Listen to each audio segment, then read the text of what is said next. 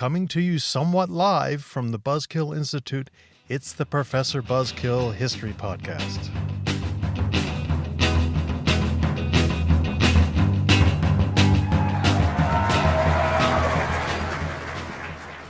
Juneteenth is nearly here. June 19th was made a national holiday in the United States on June 17th, 2021, when President Joseph Biden signed the Juneteenth National Independence Day Act into law. It was the day that slavery was ended in Texas, the most remote state in the Confederacy, and is now widely considered that June 19th, 1865, was the day that slavery officially ended in the United States. It's entirely appropriate to celebrate Juneteenth, and the Buzzkill Institute has heartily endorsed it for years. But as you know, history is so much more complicated than is usually thought. So this episode is dedicated to explaining what Juneteenth was and what actually happened, and to show how difficult it is to pin down an exact and specific date for the ending of slavery in the United States. But this episode is also dedicated to the idea that we should have multiple celebrations of the ending of slavery in the United States, and especially within the individual states.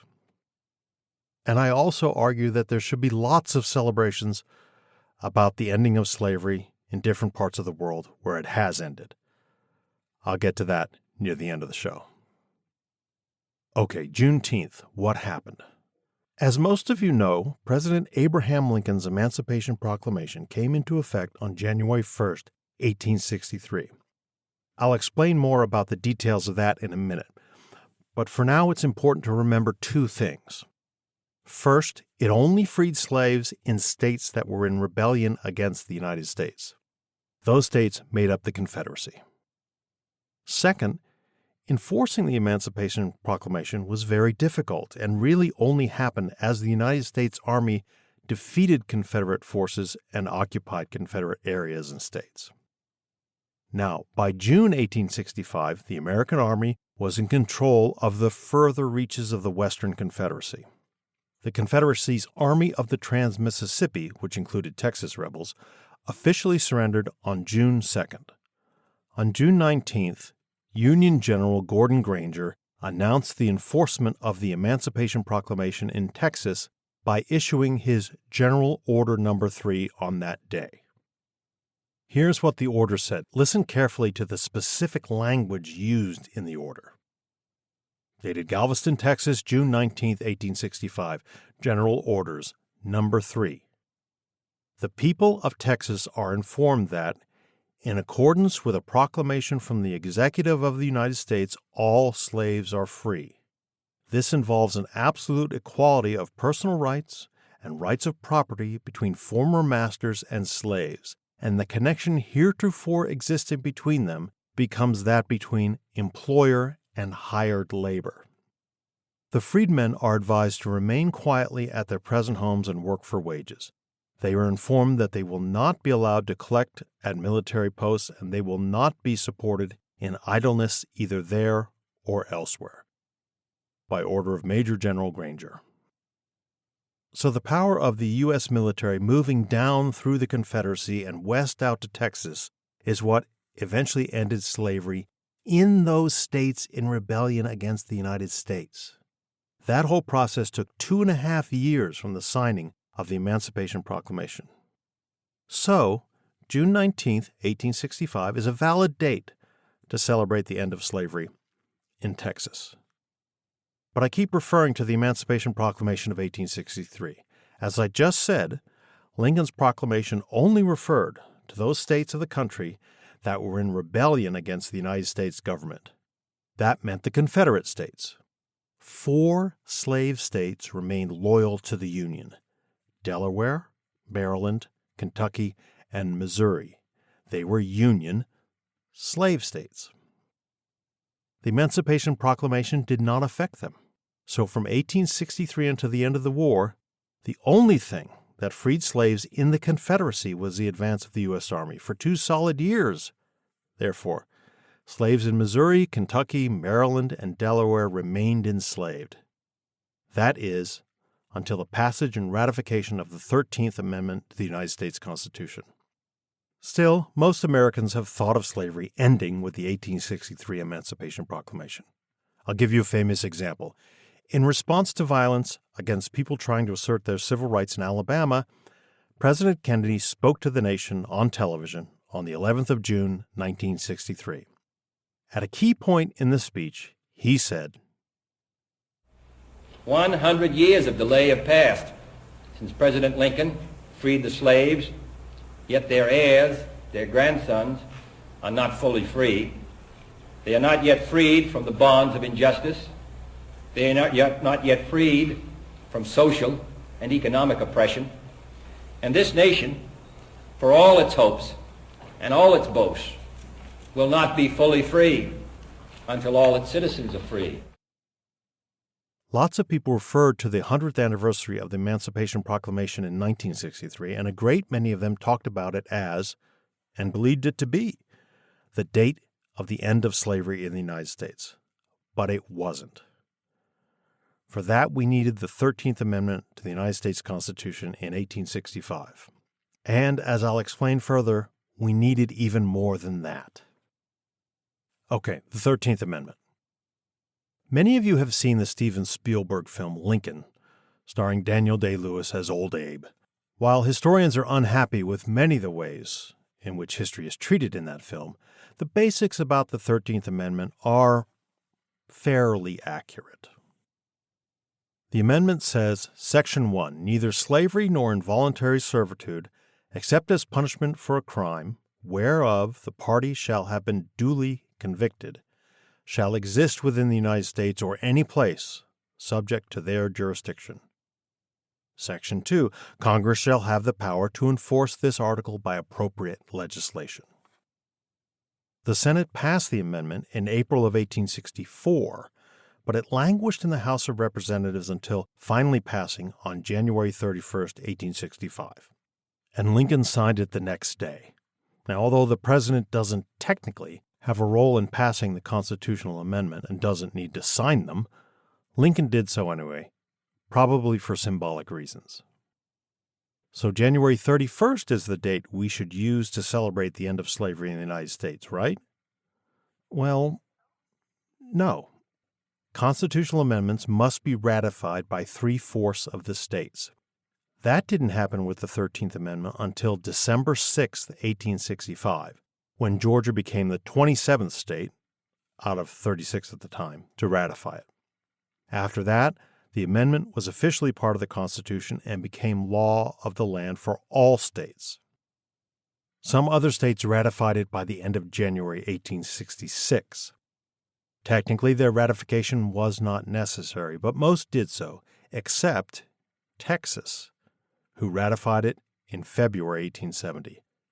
Delaware, again one of those Union slave states, rejected it in 1865 and didn't ratify the amendment until February 12, 1901. Kentucky, also a Union slave state, rejected it in 1865 and didn't ratify the amendment until March 18, 1976. And finally, Mississippi, who rejected it in 1865 and didn't ratify the amendment until March 16, 1995. Again, hate to repeat myself here, but it's important. Those states rejecting the amendment in 1865 and not ratifying it until much later didn't matter because the 3/4 minimum was reached on December 6, 1865. But you would think that these states would have ratified it just as a formality or symbolically to avoid looking like racist holdouts. On the other hand, these were all slave states. 2 of them were in the Confederacy. And Mississippi was probably the most viciously racist place in the country well into the 1970s. But let's get back to nailing the end of slavery down to a specific date. So it should be December 6th, right, Professor? The anniversary of the ratification of the 13th Amendment, right? Well, yes, that date should be celebrated as the ratification of the 13th Amendment. As I've said, it marks the virtual end of slavery in the United States. But slavery still existed in some of the Indian territories, specifically the part of modern Oklahoma to where the Cherokee, Chickasaw, Choctaw, Creek, and Seminoles had been exiled and moved since the 1820s and 1830s in what is generally known as the Indian removal. Legal historians have shown that these Native American groups had inculcated the enslavement of African Americans as part of their culture and economic structure. And they've also shown that about 14% of the total population of the Indian Territory was made up by African American slaves by the time of the Civil War. Here's the reason why. The Indian Territories were considered foreign nations in most aspects of American law. Among other things, this is the reason why the U.S. government had treaties with them. And so the Emancipation Proclamation and the 13th Amendment didn't apply to the nations in the Indian Territories. New treaties were required to abolish slavery there. This is what happened by the middle of June 1866. The Creek Nation, the last to do so, agreed to a treaty which included the abolition of African American slavery on June 14, 1866. I've given you a lot of dates. Which dates should we use? The Emancipation Proclamation, January 1st, 1863. Juneteenth in Texas, June 19, 1865. Ratification of the 13th Amendment, December 6, 1865. Or treaties abolishing African American slavery in the Indian Territories, June 14, 1866. Which one should we use to commemorate the end of slavery in the United States? All of them. Each date represents a very important stage in the abolition of slavery in the U.S. After all, we recognize many dates as significant in the commemoration of, for instance, World War II. December 8th, 1941, the U.S. entry into the war. June 7th, 1942, winning of the crucial Battle of Midway in the Pacific. June 6th, 1944, the D-Day invasion of Europe. May 8th, 1945, VE, that is Victory in Europe Day. And September 7th, 1945, VJ, or Victory in Japan Day. Americans and the Allies rightly recognized those dates as crucial points in the long campaign to defeat the evils of Nazi Germany and the brutal militarism of Imperial Japan. Isn't it also right that we should recognize the many dates that led to the abolition of the most immoral aspect of our history and culture? I certainly think so. I encourage all of you to delve into the history of the abolition of slavery in your state, region, or country. American Northerners, for instance, are proud to come from non-slave states. But slavery was abolished in Pennsylvania, for instance, in a staged process between 1780 and 1840, 60 years. Hardly a full-blooded moral stance. The British are rightly proud of their relatively early abolition of slavery in the British Empire, especially compared to the United States. But it was done in a 10-year process. Parliament passed an act on June 22, 1833. That act received the royal assent on the 28th of August, 1833, but it didn't get put into place and wasn't implemented until the 1st of August, 1834. And even after that, there was an apprenticeship period until August 1st, 1838. And the British government didn't extend the ban on slavery within the territory controlled by the East India Company, technically a mercantile organization, but really part of the British government, until 1843.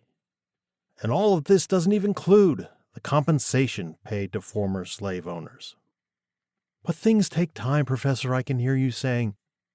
Yes, but think of all the slaves that lived and died during those lengthy interim periods.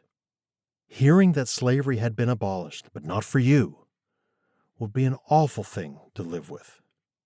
And in that interim, you might die of old age or something else, knowing that slavery had been abolished, but you were still a slave. So please look into this aspect of the history of your country or region. I think you'll be surprised at how complicated it was and how long the process took. And that's all the more reason for voters and citizens to insist on the immediate abolition of moral wrongs being committed by their governments. Please, dear listeners, dear Buzzkillers, if you can, tell all your friends about the show. Rate and review us on Apple Podcasts. It makes a huge, huge, huge difference. And look for us across social media. The details of how to do all these things can be found out at ProfessorBuzzkill.com. Talk to you next time.